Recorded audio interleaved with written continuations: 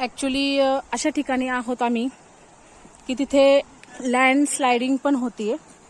कारण थोड्या वेळापूर्वी हे झाड कोलमडून पडले आहे आणि हे बघा, ही लँड स्लायडिंग होण्याची शक्यता पण आहे. त्याच्यामुळे प्रत्येक ठिकाणी तुम्ही धोका पत्करू नका.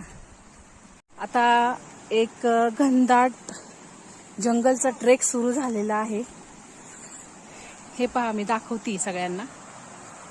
खूप घनदाट जंगल आहे आतमध्ये, खूप म्हणजे खूप. इतकी झाडी आहे, त्याच्यामधून आम्ही ही पायवाट काढत चाललेलो आहे.